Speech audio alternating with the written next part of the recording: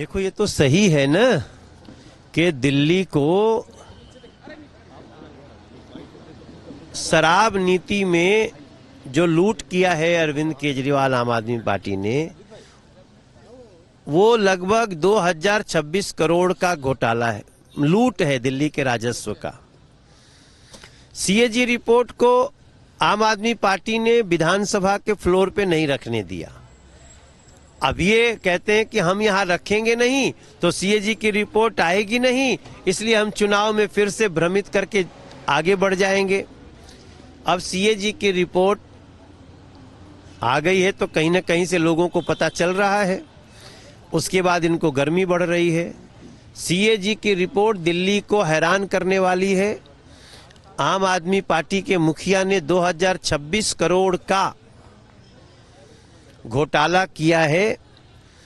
बहुत सारे जो विशेषज्ञ हैं उनकी बातों को नहीं माना गया। हम सीएजी की रिपोर्ट को जन जन तक पहुंचाना चाहते हैं ताकि लोगों को पता चले कि कितना बड़ा अपराधी दिमाग अरविंद केजरीवाल अपने मस्तिष्क में रखते हैं। शराब घोटाले के मास्टरमाइंड अरविंद केजरीवाल, जो आज भी कंडीशनल बेल पर बाहर है, कोर्ट ने किसी को भी शराब घोटाले में राहत नहीं दी है। आज उनका पर्दाफाश हुआ जब एक सीएजी रिपोर्ट सामने आई है मीडिया के माध्यम से, जिसमें पता चलता है कि 2000 करोड़ से ज्यादा का नुकसान हुआ। मतलब इतना बड़ा भ्रष्टाचार किया गया। कैसे ये लोग एक्साइज पॉलिसी बना रहे थे जब जनता कोविड में त्राहिमाम मचा रही थी। घर घर तक साफ पानी का वादा किया था, मोहल्ले मोहल्ले में ठेके खोल दिए, कभी गुरुद्वारे के पास, कभी मंदिर के पास, कभी मस्जिद के पास। किस प्रकार से जिन लोगों ने स्वराज की बात की थी वो शराब पर आ गए, झाड़ू की बात की थी वो दारू पर आ गए, और वायलेशंस किस प्रकार के किए। 2.5% से 12.5% तक कमीशन बढ़ा दिया, जो रवि धीमान कमेटी रिपोर्ट के खिलाफ जाकर थी। एलजी को लूप में नहीं रखा, कैबिनेट को लूप में नहीं रखा, इलीगल वेवर्स दिए गए करोड़ों करोड़ों रुपए के, ब्लैकलिस्टेड कंपनी, मैन्युफैक्चरिंग कंपनीज को आने दिया गया, और इसीलिए ये सीएजी रिपोर्ट को टेबल नहीं होने दिया अरविंद केजरीवाल आम आदमी पार्टी ने।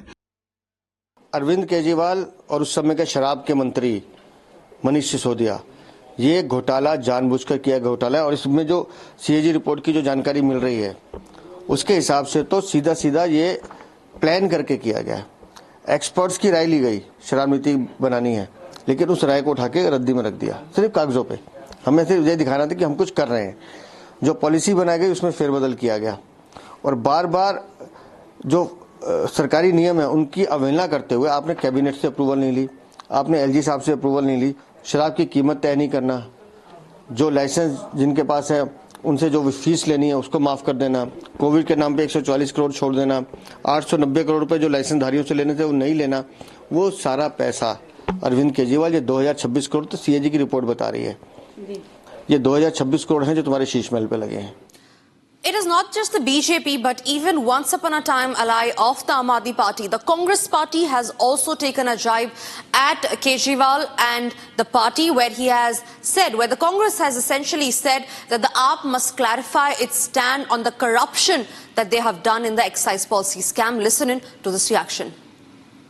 देखिए, डेंट भारी पड़ेगा क्योंकि सीएजी कोई निजी कोई संस्था नहीं है, ये सरकारी संस्था है। सीएजी मान्यता प्राप्त है और सरकार के तथ्यों, रिपोर्ट, आधार, खजाने में कितना आया, कहां गया, कितना फायदा नुकसान आपने बताया, ये सब पर बात करती है ना।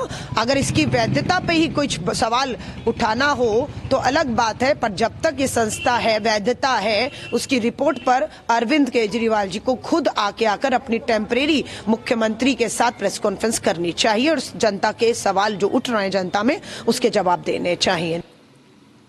Shifting our focus to other breaking news coming in, and this one is from Assam, where we learn that about 4 bodies of miners have been recovered as the rescue operation in Assam's Umar Sangu coal mine continues. Now 6 miners are believed to be still trapped.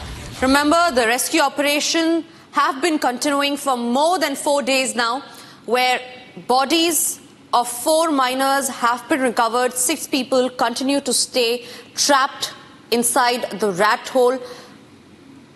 The tweet by Himanta Biswa Sarma explained how this was an illegal mine. The accused of this illegal mine has been arrested had been arrested few days back. We learned that the rescue operations are still underway in full swing. Aniruddha, my colleague, joins me live from Ground Zero on the story. Aniruddha, we learned that the dead bodies of 4 have been recovered. 6, I believe, continue to stay trapped. Talk to us about how far the rescue operations have reached and how long till the other 6 people are brought back from the rat hole.